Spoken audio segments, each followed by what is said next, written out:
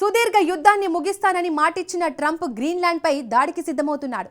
Latin America దేశాలను బెదిరించే పనిలో బిజీగా ఉన్నాడు. మాస్కోతో శాంతి ఒప్పందానికి 90% చేరువ అయ్యామన్న జెలెన్స్కీ డేంజర్ డ్రోన్లతో అదే మాస్కోపై విరుచుకుపడుతున్నాడు. ఒప్పందం కుదరకపోతే ఉక్రెయిన్ ఉండదు అని ఎప్పుడో చెప్పిన పుతిన్ ఇప్పుడు గేమ్ మార్చేశారు. వార్ జోన్లో వినాశక మిస్సైల్ను యాక్షన్లోకి దించేశారు. ఉక్రెయిన్ రాజధానిపై దాడితో నాటో దేశాలను కూడా నిలువునా వణికించేశారు. ఈ పరిణామాలు వరల్డ్ వార్ 3ని మరోసారి తెరపైకి తెస్తున్నాయి. ఇంతకు ఉక్రెయిన్ క్యాపిటల్ సిటీపై రష్యా ప్రయోగించిన మాన్స్టర్ మిస్సైల్ ఏంటి? ఈ దాడిపై నాటో కూటమి ఎందుకు కలవరపడుతోంది? దాడుల్లో తీవ్రత పెంచడం ద్వారా వెస్టర్న్ కంట్రీస్కు పుతిన్ ఇస్తున్న మెసేజ్ ఏంటి? Let's watch. ఉక్రెయిన్ రష్యా మధ్య యుద్ధం సరిహద్దులు దాటబోతోందా? వరిష్ఠిక్ ఎంట్రీతో మూడో ప్రపంచ యుద్ధంగా మారబోతోందా? డెడ్లీ అటాక్ ద్వారా నాటోకు పుతిన్ క్లియర్ కట్ మెసేజ్ ఏంటి? యుద్ధాలు ఆపేస్తూ అంటున్న ట్రంప్ కొత్త యుద్ధాలపై దృష్టి పెట్టాడు. యుద్ధాలు ముగిస్తామన్న జెలెన్స్కీ పుతిన్ కొత్త ఆయుధాలపై ఫోకస్ చేశారు. తానేం తక్కువ అని ఫీల్ అవుతున్న చైనా అధ్యక్షుడు తైవాన్పై గురిపెట్టాడు. ఇరాన్లో ప్రజాందోళనలు, లాటిన్ అమెరికాలో ఉద్రిక్తతలు, ఇలా ఒక్కటేంటి ప్రపంచం నలుమూలలా ఏం జరుగుతుందో, ఏం జరగబోతోందో అర్థం కాని అయోమయ పరిస్థితులే కనిపిస్తున్నాయి. ఇలాంటి సమయంలో అణ్వాయుధ సామర్థ్యం కలిగిన మిస్సైళ్లు యుద్ధ క్షేత్రంలో ప్రయోగిస్తే పుతిన్ అదే చేశారు. తన అమ్ముల పొదిలోని అత్యంత శక్తివంతమైన క్షిపణిని ఉక్రెయిన్ రాజధానిపైనే గురిపెట్టారు. ఆ గురి ఎక్కడ తమ వైపు తిరుగుతోందన్న ఆందోళన నాటో దేశాల వెన్నులో వణుకు పుట్టిస్తోంది. ఇప్పుడు ఉక్రెయిన్పై రష్యా మిసైల్ అటాక్ కు సంబంధించిన దృశ్యాలే ఇవి. కానీ ఆ మిసైళ్లు సాధారణమైనవి కావు. రష్యా ఎప్పటినుంచో బయటకు తీస్తానని బెదిరిస్తున్న డెడ్లీ వరిష్ఠిక్ మిసైల్. ఉక్రెయిన్ రాజధాని కీవ్ సహా పలు ప్రాంతాలపై రష్యా అత్యాధునిక వరిష్ఠిక్ క్షిపణిని ప్రయోగించింది. ఈ నెల 8వ తేదీ అర్ధరాత్రి పశ్చిమ ఎల్వివ్ ప్రాంతంపై దాడి చేసింది.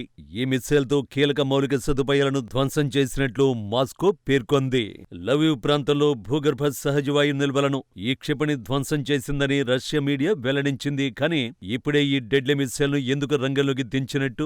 ఈ ప్రశ్నకు 2 సమాధానాలున్నాయి. వాటిలో మొదటిది రష్యా అధినేత నివాసంపై డ్రోన్ దాడికి ప్రతీకారం. గత నెలలో పుతిన్ ఇంటిపై సూసైడ్ డ్రోన్లతో దాడి చేశారు. పైగా ఆ దాడి లక్ష్యం పుతిన్ నివాసం కాదని బుకాయించారు. ఈ క్రమంలోనే డేంజరస్ వరిష్ఠిక్ తో భారీ స్ట్రైక్స్ కు దిగారు. ఇక రెండోది ఉక్రెయిన్ కు అమెరికా, బ్రిటన్ ఇచ్చిన లాంగ్ రేంజ్ క్షిపణుల్ని రష్యాపై దాడులకు వాడడం. రీజన్ ఏదైతేనేం రష్యా ప్రయోగించిన డెడ్లీ మిసైల్ మాత్రం నాటో దేశాలన్నింటినీ వణికించేస్తోంది. ఎందుకంటే వరిష్ఠిక్ ఎంత భయానక క్షిపణి ఆ దేశాలకు తెలుసు. అంతేకాదు ఇది కేవలం ఆయుధ పరీక్ష మాత్రమే కాదు, పాశ్చాత్య దేశాలకు ఒక బలమైన హెచ్చరిక అని రష్యా ప్రకటించింది.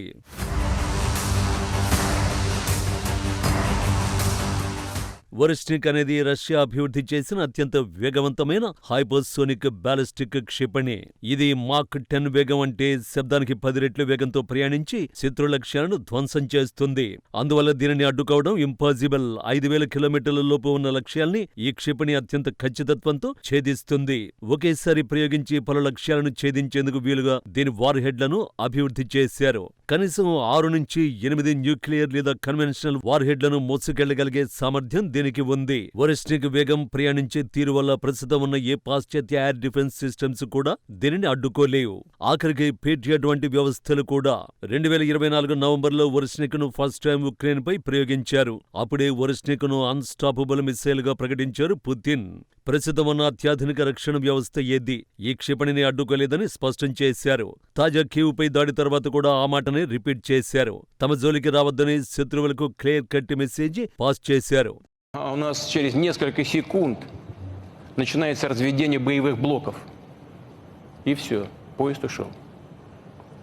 Так что шансов никаких нет для того, чтобы сбить эти ракеты.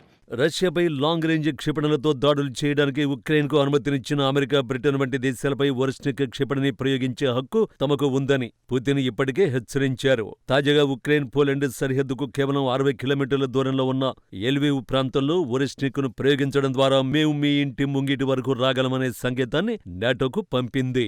ఈ క్షిపణి పరిధి సుమారు 5500 కిలోమీటర్లు. అంటే రష్యా నుంచి ప్రయోగిస్తే యూరోప్లోని ఏ నాటో రాజధానినైనా ఇది నిమిషాల్లో చేరుకోగల కలదు.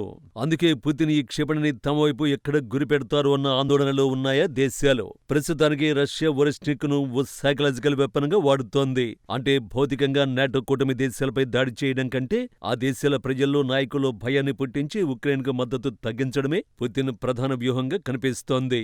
కానీ నాటో దేశాలు పుతిన్ రెచ్చగొడితే మాత్రం దాడికి వెనకడకపోవచ్చు అని రక్షణ రంగ నిపుణులు అంచనా వేస్తున్నారు. ఒకవేళ పుతిన్ పశ్చిమ దేశాలను టార్గెట్ చేయాలనుకున్నా ఇదే రైట్ అని భావించే అవకాశం కూడా ఉంది. ఎందుకంటే నాటో కూటమి మనుగడే ప్రస్తుతం ప్రశ్నార్థకంగా మారింది.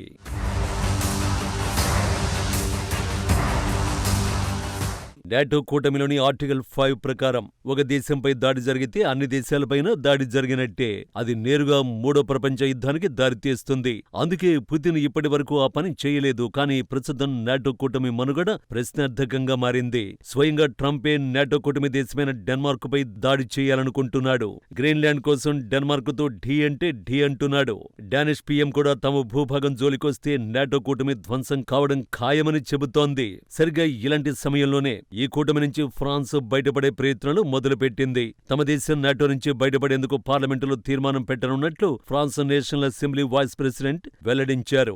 మొదటి దశగా నాటో ఇంటిగ్రేటెడ్ మిలిటరీ కమాండ్ నుంచి ఫ్రాన్స్ తప్పుకునే ప్రక్రియ ప్రారంభమయ్యే అవకాశం ఉంది. దీనికి ముందు నిన్న ఇటలీ ప్రధాని మెలోనీ కూడా గౌరవం లేని నాటోలో ఎందుకుండాలి, అందరం కలిసి కూర్చొని మాట్లాడుకుందామని వ్యాఖ్యానించారు. జర్మనీ ఛాన్సలర్ కూడా ఎప్పటినుంచో నాటోపై అసంతృప్తిగానే ఉన్నారు. ఇలాంటి సమయంలో నాటో దేశమైన డెన్మార్క్ నుంచి గ్రీన్లాండ్ను లాక్కుంటామన్న ట్రంప్ వ్యాఖ్యలు ఇప్పటికే ఉన్న అగ్నికి ఆజ్యం పోశాయి.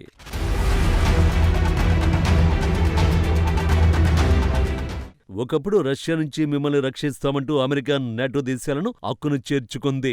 ఇప్పుడు మాత్రం మిమ్మల్ని మేమెందుకు రక్షించాలి అని ప్రశ్నిస్తోంది. పైగా నాటో కూటమి దేశాలని టార్గెట్ చేస్తోంది. కాబట్టి నాటో కూటమి ఎప్పటి వరకు ఉంటుందో, అసలు ఉంటుందో లేదో కూడా చెప్పడం కష్టం. ఇలాంటి సమయంలోనే పుతిన్ ఒరెస్నిక్ను బయటకు తీసి ఉక్రెయిన్కు మద్దతిస్తున్న దేశాలకు స్ట్రాంగ్ మెసేజ్ ఇచ్చే ప్రయత్నం చేశారు. మీరు సేఫ్గా ఉండాలంటే ఉక్రెయిన్కు మద్దతు ఆపేయాల్సిందేనని చెప్పే ప్రయత్నం చేశారు.